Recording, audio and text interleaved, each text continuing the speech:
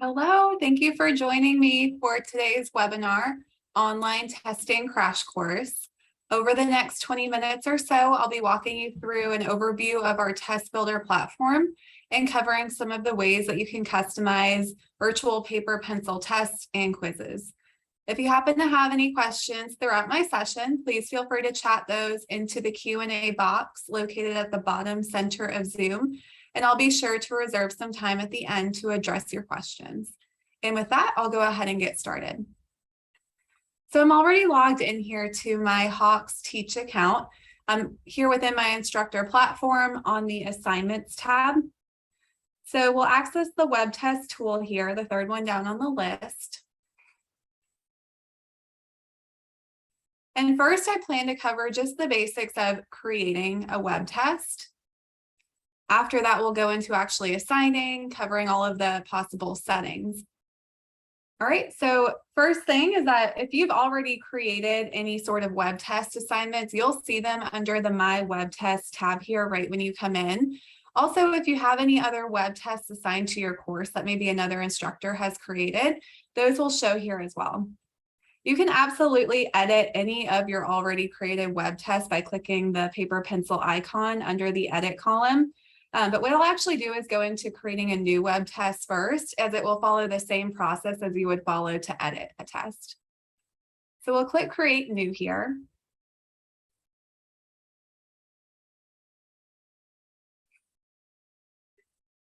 And another tab will open called Assignment Builder. Over on this left-hand panel, you'll see the different curriculums that you can choose from. You have our Hawks default curriculum. If you've never made any changes to your curriculum, this would be the curriculum you'll want to choose from. However, if you have customized your curriculum a little bit, maybe you've adjusted the types of questions within some of the lessons, you will want to choose your custom curriculum. That way you're pulling from the same question bank that you're using for your homework lessons. So in my case, I know I'm using my MAT 143 curriculum. If you're unsure the name of yours, you can always go back to the Assignments tab and go into your curriculum and just look at the template assigned to your course. So there are two ways that you can create a web test assignment. You can have Hawks select the questions for you, where you tell it which lessons you want the questions pulled from, as well as the total number of questions, or you can handpick the questions yourself. So I'll show you both ways. Let's say that we're creating a quiz over chapters 1 and 2. So I know that I cover 1.1, 1.2, and 1.3, as well as 2.1 and 2.2. So I've selected 5 lessons here. Let's say I would like 2 questions from each for a total of 10. I put the total number that I'd like added here in the box in the top left corner, add 10 from selected lessons, and then click Add. So we'll do a round robin approach and select 2 questions from each of the chapters I've selected, adding them over now to the right-hand panel.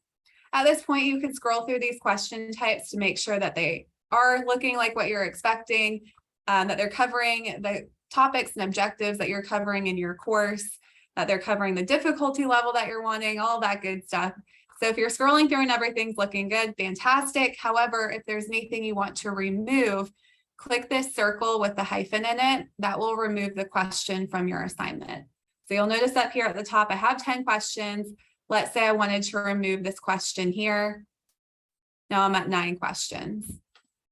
So you can always go back over to the left-hand panel, access a lesson, and pull a question from the question bank yourself. So you could scroll through all these questions and find what you would like to add. So you're handpicking the questions yourself.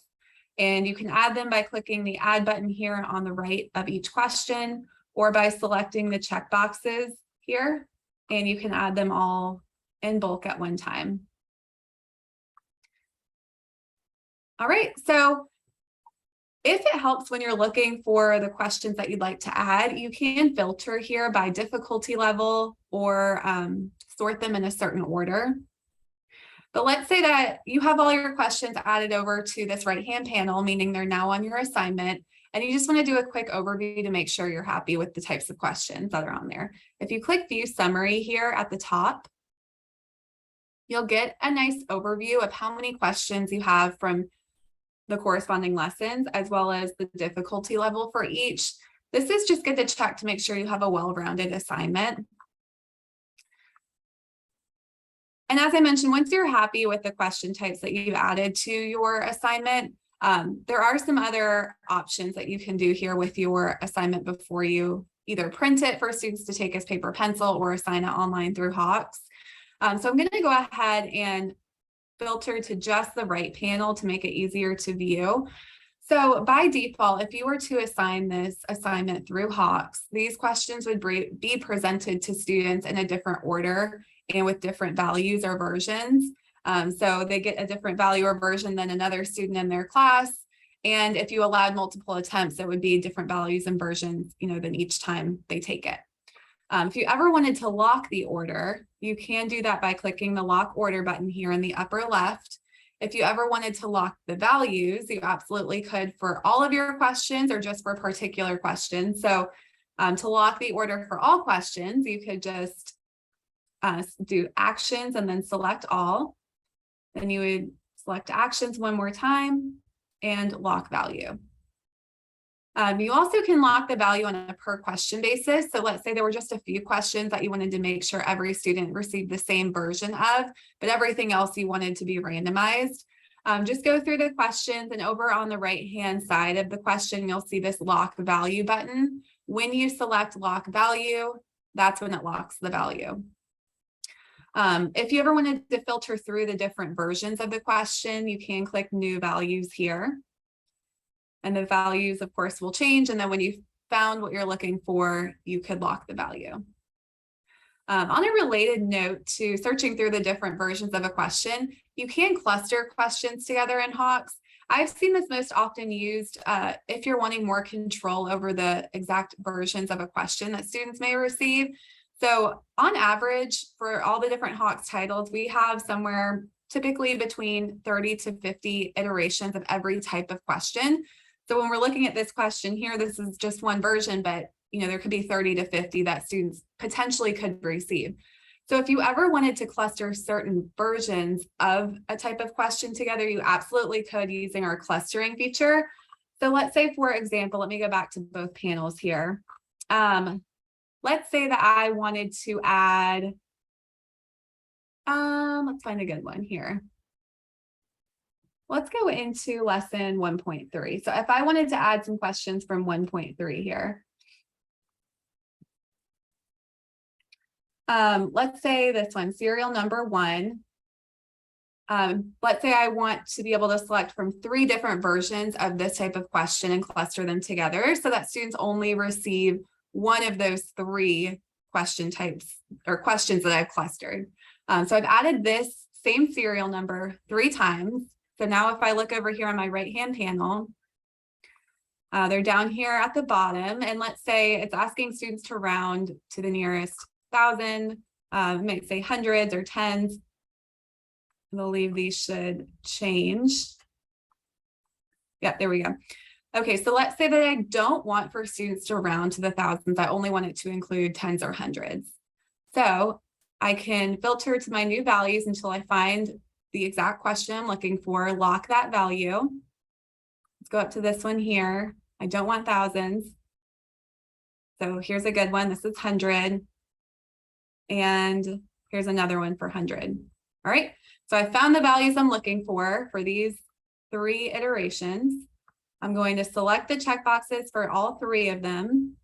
And then using the actions drop down here, I'm selecting cluster. So now you'll see that these questions are named with 1, and then they have a point in it, and then they have a number after it. So that means I've clustered these 3 questions together as a potential single question. Oh, you know what? I had them all selected from earlier. So let me actually undo that. So I'll select all. Let me uncluster so you can get an idea of what this actually should look like.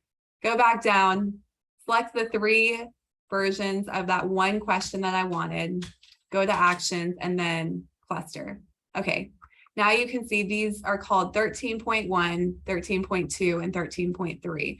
So for question number 13 in this case, students will get one of these 3 questions. So it just gives you a little more control over the versions of the question that the students may receive. All right, so a couple other things you can do here. You can mark a question as bonus, and then whatever point value that's listed here would add on to the overall score for the student. It, of course, would not count against them if they got it incorrect.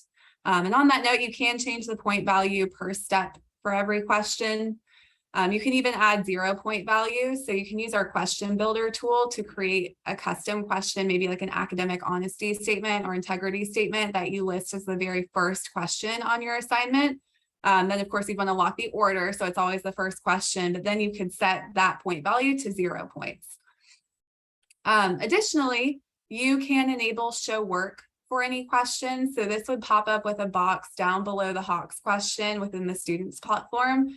So they would enter their enter their answer, hopefully correct, enter their answer, and then down below in the show work box, they can either explain their thinking or they can upload an image of their written out work. That way, when you're going back to review a student's test within the Hawks platform, you can access their written out explanation or the image of their work and provide partial credit or maybe even full credit back to them based off what they showed on their work. All right, so once you're happy with your test, you would go ahead and save in the upper right. I'm going to call this one quiz 1 and save changes here. Once your test is saved, you can either go ahead and assign it right here from this page if you're ready, or you could print using file print in the upper left, or export to a Word document. I recommend that if you're going to do this as paper pencil that you export to Word here, just because it gives you more control over the formatting, the font size, all of that. So here you can choose to export questions only, questions and answers, questions and answer key. You can even export multiple versions if you would like. And then as I mentioned, it exports to Word and you can change any of the formatting, spacing, all of that. All right, so I'm going to go ahead and exit here. And we'll go back to our main web test page. So let's say you weren't quite ready to assign your web test yet. You were working on it. You may want to come back and make some changes. So when you come back to your main web test page, click refresh test list, and that's what will make that web test show up. Anytime you come back into your Hawks web test area, that test will be available for you to edit, view, do whatever you'd like until you are ready to assign it. So once you are ready to assign it, you would check the box here for, in this case, the quiz name. Click assign in the upper right. Check the box for your class or classes and click assign down at the bottom. Once you've assigned it, you'll get this green message and it will tell you to go into the settings. So we'll click on settings here, check the box for our assignment. And then over here, we have a variety of settings. So I'll go through all of these. You do need to enter your general settings. These are just your basic test settings. So your open and close, date and time. You have the optional password protection here. This is not required. Test length by default is 60 minutes. You can change that. If you ever want it to be unlimited, just delete out what's in there and type unlimited. Oh, it's not letting me do it, but or you can also just delete it out and click anywhere else on the page if it doesn't let you type it. Same thing for number of attempts. You can increase the number of attempts from 1 to more than that, or unlimited too. If you do increase it, you can choose to keep the average, best, last, or first score. It is recorded in the gradebook by default. If you have set up your assignment groups with Hawks back on the grade settings tab, then here you could choose the group you'd like it categorized within. Don't worry about the weight. If you've already set your assignment groups up, it will automatically pull that weight over according to what you have in your assignment groups. You can mark an entire web test as bonus.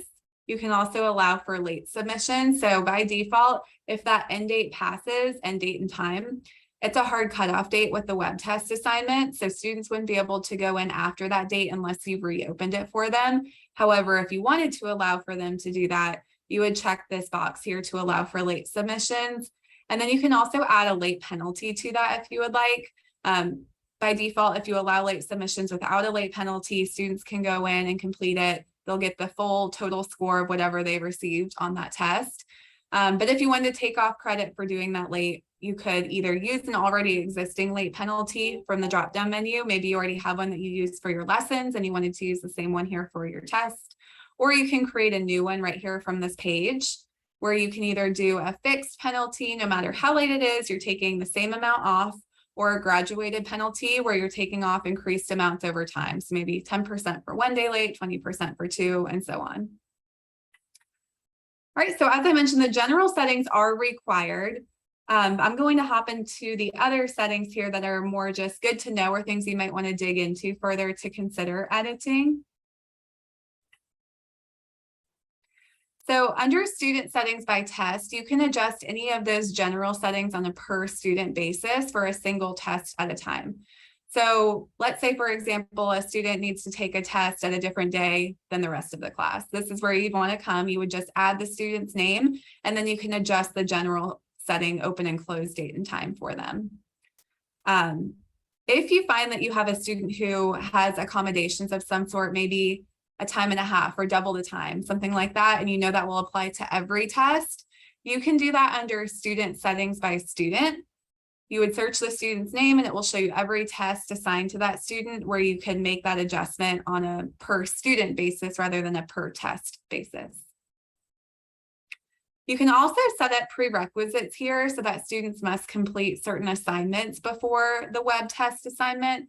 So maybe you wanted them to complete certain lessons, or maybe you wanted them to complete this quiz 1 before they can do test 1. So when you're setting a prerequisite for a web test, so for example, you want them to do quiz 1 before test 1, you can set a minimum score that they have to reach, or you could just set it as a prerequisite saying, you know, any score you got is fine, you just had to do quiz 1 before test 1. And then we'll hop into additional settings here. So our default setting here is to release the grades to students upon test completion. If you ever wanted to change that, just choose the drop-down menu. You can choose after the end date and time of the test, after a particular date, and upon manual release. You can also change when students can review their test. Our default setting is always. However, you can change that to immediately after the test only, after the end date and time of the test, never, or after a particular date. You can also allow credit for unsimplified answers. Our default is none, but you can change that to partial or full. You can require Respondus Lockdown Browser. If that is the case, please connect with your training and support representative or our main support team. There is a document that we're happy to share with you that you can provide to your students. It includes the download link for the lockdown browser. Students will want to download that to their computer in advance of the web test where this is required. So it's just best if you can send that in advance. Worst case scenario, when they go to access the test, they can download it right from the test landing page, but it's just best to go ahead and give them the heads up. So if this is something you'd like to learn more about or you think you'd want to use, please do connect with us. If your school has Respondus Monitor available, there is a way to integrate your Hawks web test with Respondus Monitor. This is also another feature you'd want to connect with your training and support representative on. You can allow paused attempts, and if you do, you can limit the number of paused attempts or give unlimited. You can display the time remaining during the test. That is default. However, maybe that makes your students anxious or you have another reason not to show that. You can uncheck it. This setting is typically checked by default, but I would encourage you to just double check your test to make sure that is the case. Students who enroll after the test is assigned can take the test. You can set your test as pass-fail and set a minimum grade here that they have to reach. If you set a minimum grade, you can choose to keep the score after that minimum grade is met. You can set a web test as diagnostic. This is another area I'd recommend you connect with your training and support representative on. This is a really neat feature where it allows students to test out of homework assignments, customizing their to-do list so that they have time to focus just on what they need to. And finally, you can display the answer in the student review. This is our default setting as well. So if you don't want them to see the answer in the review, make sure you uncheck that box. Okay, and finally, the setting to allow to restrict IP address ranges here is under Manage IP Templates. So maybe you're giving a test in a computer lab. You may want to restrict the IP address range so that students are required to access the test from a computer within that computer lab. So you just enter the information here.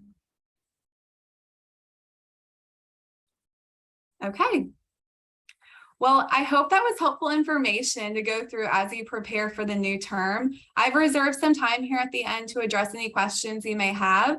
So please feel free to enter those into the Q&A box and I will read over those here and address them.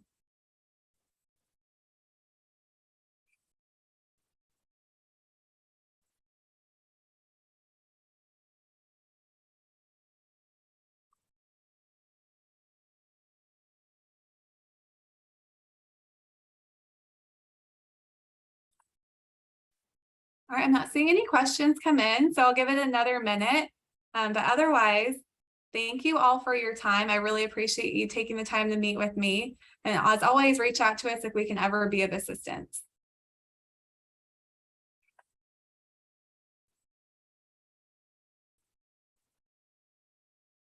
Yes, this will be recorded. Our marketing team will send them out. We typically host the recordings on our blog.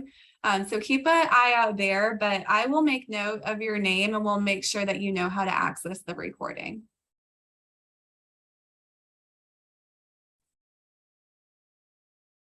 Thank you for joining.